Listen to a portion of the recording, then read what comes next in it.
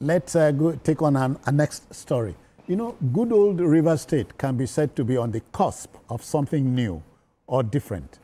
Recall the president, Bola Ahmed Tinubu, had to apply the big stick on March 18 by announcing a state of emergency there. In 5 days' time from today, the democratic valve in Port Harcourt will enjoy a reset, and Governor Fubara would resume duties as chief executive, even as expectations are mixed. Sole administrator of River State, retired Vice Admiral Ibas, can beat his chest by saying he has completed the president's mandate. Shall we give context to this, Mayor? Yes, I think so. I think so. The mandate given to him by Mr. President was for him to study things in River State. There were a lot of disagreements and violence and all that in Rivers. And there was threat to public peace. And the president, invoking the powers conferred on him, declared a state of emergency and appointed him as administrator. He has studied the ship. In fact, he has even created a political framework by conducting the local government elections. Now we have chairmen of those councils. That arm of government is now operational. And he has been able to study the ships. Yes, he may not have done things because there are little things you can really do in 6 months. So that is not the mandate. The core mandate is for him to study things, to study the ship in Rivers. And I think he has done that. And so if by the time Governor Fubara comes back, he will have learned his lessons. Members of the House of Assembly will also have learned their lessons. They will realize, you see, the 6 months will have given them time to reflect and know that in politics, it's about give and take. You cannot have it all, or you can lose everything. They almost lost it. Because if, for example, the president has the powers to even extend, if he believes that the circumstances is not conducive enough for them to be able to do that. But we thank God that everybody has learned their lessons, and I don't see any reason why Fubara should not come back. After all, as we say, you can invent the future by creating it. All right, folks, let's quickly go on a commercial break. We should be back shortly. Please don't go away. Thank you. Thank you. Welcome back. Now we can give power to our discussion. We were in River State, BKO. Yes. You see, it's mixed feelings, really. Let's face it. And some people felt that Ibas overstepped his mandate by conducting elections, by making appointment to boards, to agencies, and all that. As Mayor said, there's no way Fubara would not have learned exemplary lessons. Now, because all he needed to do at that time to stop this from happening was present that budget to the House. But he continued to listen to those who said, no, you can run the House with 3 persons. And those people were saying, including lawyers. I challenged them. I said, mention one country of the world where you have a 3-man legislature or even a 2-man legislature running the affairs of the legislature, state, passing budgets and all that. Everything the governor was bringing, they were signing.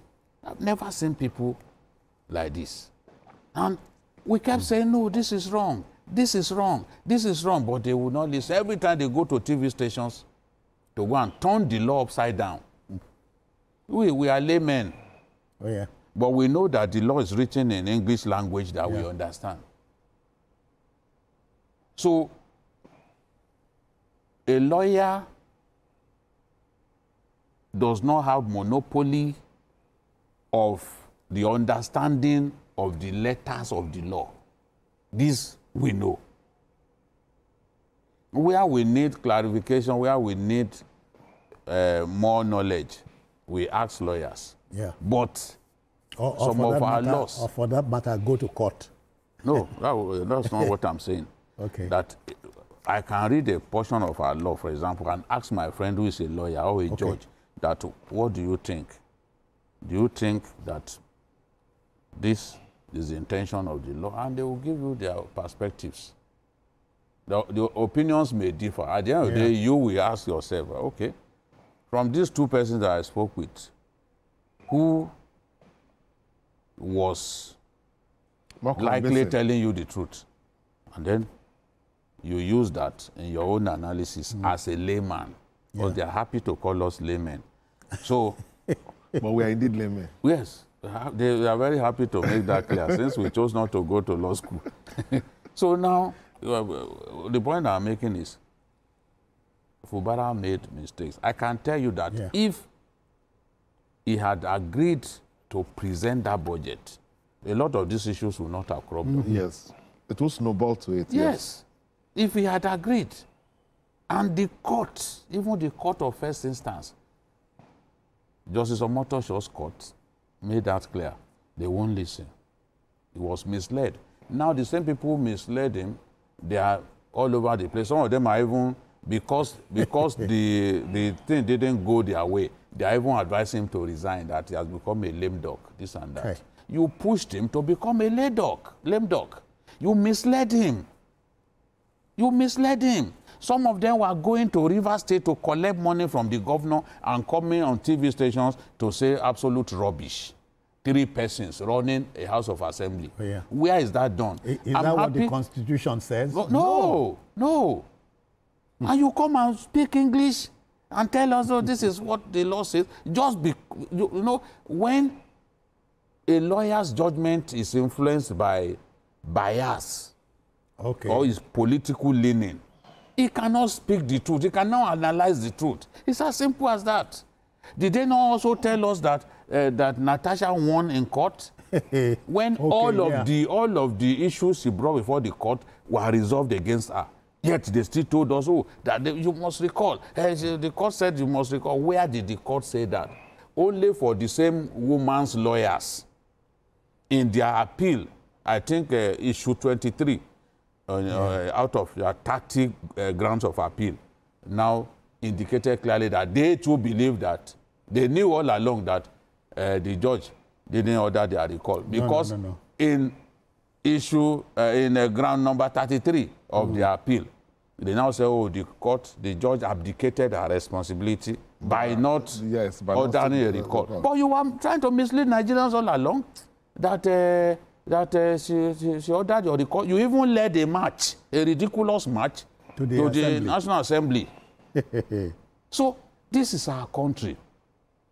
We learn all the time.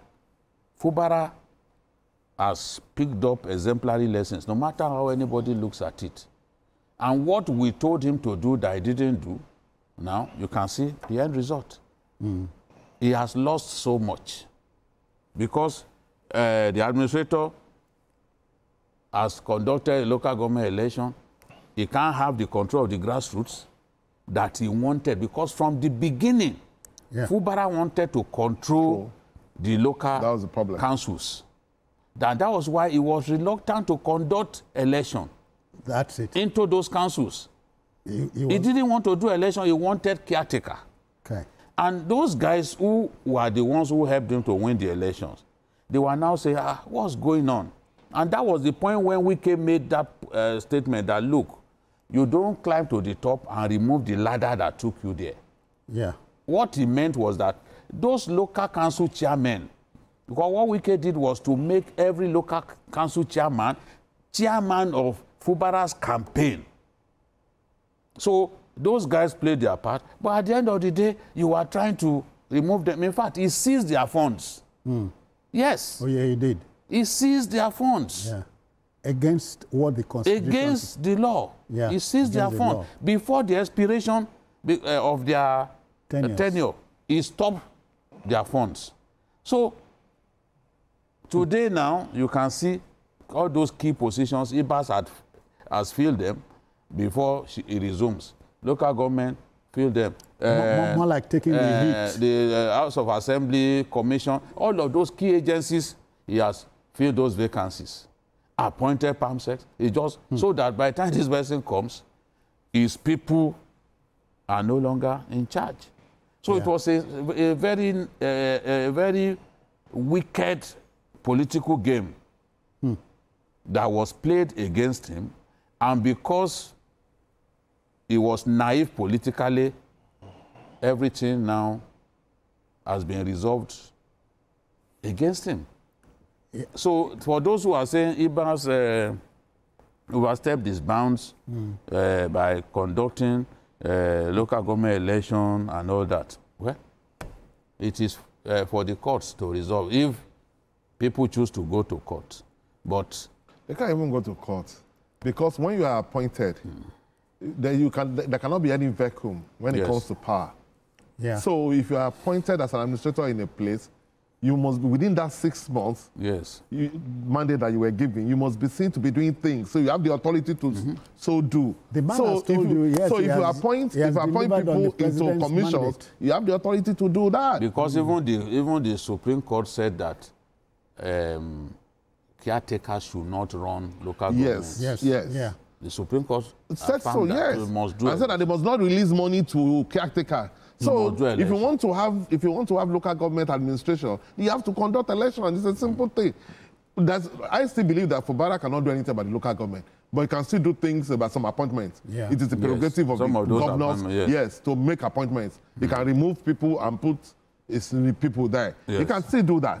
But the most important thing is that he must learn things. I think part of the problem is that it was not really a politician, you know, a civil servant that was propped up by somebody, no experience. So he made a lot of mistakes. He has learned now that it's not as easy as that, because somebody who is smart will have waited for the second term to be doing all this second term. That was what Ojus Okalu did now. Yes, now. During the first term, I saw Ojus Okalu. Theodore Oji. Yeah. Because during the first term, Ojus Okalu and his mom, well, we are practically running the state. Yes. But you know, it was Ojus Okalu that helped him to win the election. He was in prison. He was in prison, yes. And in his absence, election was conducted and he won. So he was behaving like a good boy to them. But as soon as he finished... Second time. He ran Oji out of that state. He left the party. Oji could not enter the state. He left the party for him. And even when he wanted to come back to the party, to the PDP, the same Theodore Oji went through the ward, through Ojus Okalu's ward, and frustrated his attempt to return to PDP. Yes. So when people say, oh, you cannot stop anybody from joining a party, it's a lie. I've seen people do it.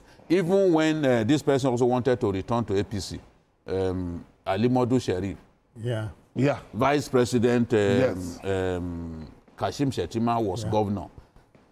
They didn't allow him to come in. Maybe you have to register through your ward. Oh, yeah.